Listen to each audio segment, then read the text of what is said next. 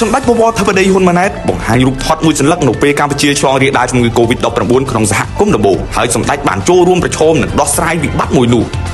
នៅរសៀលថ្ងៃទី27ខែមីនាឆ្នាំ2025នេះសម្ដេចមហាបវរធិបតីហ៊ុនម៉ាណែតនាយករដ្ឋមន្ត្រីនៃព្រះរាជាណាចក្រកម្ពុជាបានបង្ហោះរូបថតមួយសន្លឹកដែលពេលនោះប្រទេសកម្ពុជាគឺស្ថិតនៅក្នុងដំណាក់កាលដំបូងនៃការឆ្លងរាលដាលជំងឺ Covid-19 នៅក្នុងសហគមន៍ហើយសម្ដេចបានចូលរួមដោះស្រាយនៅវិបត្តិមួយនោះ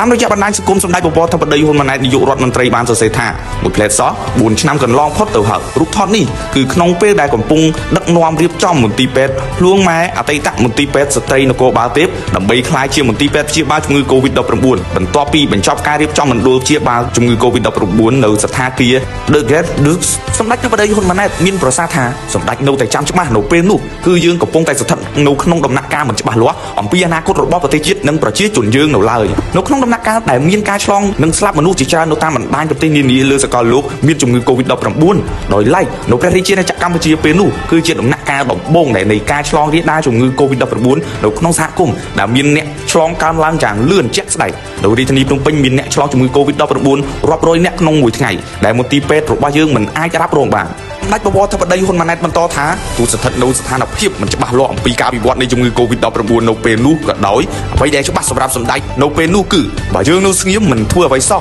បញ្ហានឹងមិនរលាយបាត់នោះទេផ្ទុយទៅវិញបញ្ហាអាចនឹងវិវត្តកាន់តែធ្ងន់ធ្ងរទៅទៀតហេតុដូច្នេះយើងមិនអាចមានជំរឿអ្វីក្រៅអំពីការប្រឈមផ្ទាល់ជាមួយនឹងបញ្ហាហើយខិតខំចូលរួមដោះស្រាយទៅតាមលទ្ធភាពដែលយើងអាចធ្វើទៅបានរួមទាំងនោះរៀបចំមណ្ឌលព្យាបាលកម្រិតស្រាលនិងមានពេទ្យព្យាបាលកម្រិតធ្ងន់សម្រាប់ព្យាបាលនិងសង្គ្រោះជីវិតប្រជាពលរដ្ឋដែលបានឆ្លងជំងឺ Covid-19 ឲ្យអស់ពីលទ្ធភាពតាមដែលយើងអាចធ្វើទៅបាន